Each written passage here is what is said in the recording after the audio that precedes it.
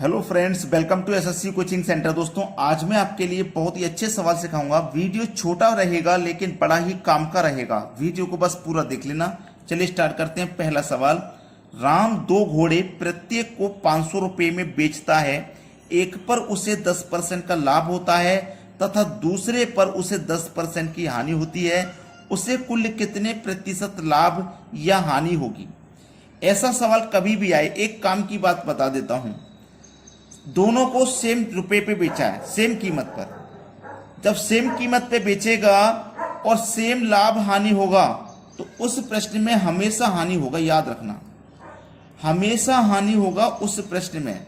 अगर 20 का लाभ है तो 20 की हानि है तो हानि होगा। हमेशा हमेशा हानि होगा, याद रख लेना इस बात को। चलिए, करने का भी सरल तरीका है। कितने का लाभ है? 10% का।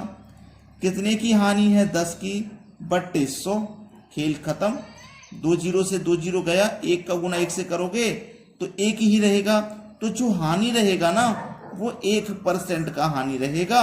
मैंने क्या बोला था? वीडियो छोटा रहेगा लेकिन बड़े ही काम का रहेगा। सी ऑप्शन में दिया गया 1% का हानि है। ये सभी बच्चों को अच्छे से समझ में आ गया होगा। अब देखेंगे हम अगला प्रश्न। अगला प्रश्न है, एक व्यक्ति किसी वस्तु को 1800 रुपये में बेचता है तो उसे उतने ही रुपए की हानि होती है जितना वस्तु को 2000 रुपये में बेचने पर लाभ होता है। वस्तु का क्रय मूल्य क्या है? प्रश्न की लेंथ को देख के परेशान मत होना कि ये बहुत बड़ा प्रश्न है। बहुत बड़ा नहीं है, ये बहुत छोटा है।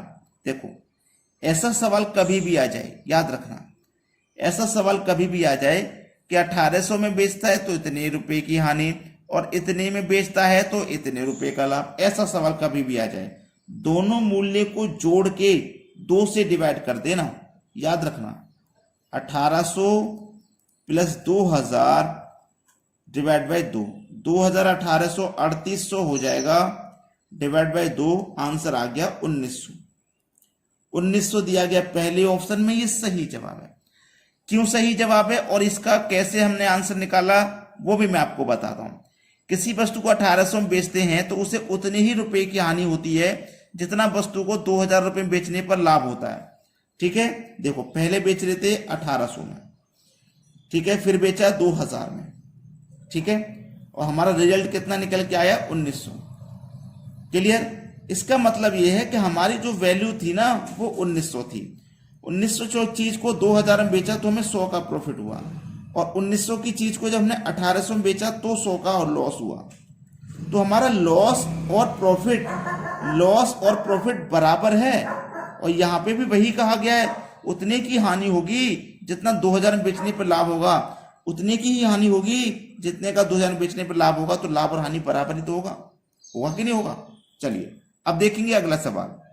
अगला सवाल है, किसी वस्तु को 375 रुपये में बेचने पर 25% का लाभ होता है तो उसे कितने में बेचा जाए कि 20% हानि हो? कितने में बेचा जाए? बड़ा ही अच्छा सवाल है, बेहतरीन क्वेश्चन। देखो, किसी वस्तु को 375 रुपये में बेचने पर 25% का लाभ हुआ। कोई चीज आप जानते हैं 100% की होती है और 25% की हमने लाभ पे बेची है तो हमने उसको 125% में बेचा होगा।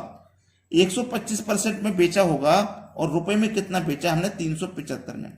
ये जो 375 है ये 125% की वैल्यू है। ठीक है, ये 125% की वैल्यू है। उसने बोला है 25% का लाभ होता है, उसे कितने बेचा जाए कि 20% की हानि हो? चलिए, सबसे पहले तो हम 100% का मान निकाल लेते हैं। ठीक है, चलिए 1% का मान निकालेंगे तो 375 बट्टे 125 हो जाएगा, और 100% का मान निकालेंगे तो 100 से मल्टीप्लाई कर देंगे। ठीक है, अब सीधा सीधा 25 से कटा लो 5 बार में, 25 से कटा लो 4 बार में।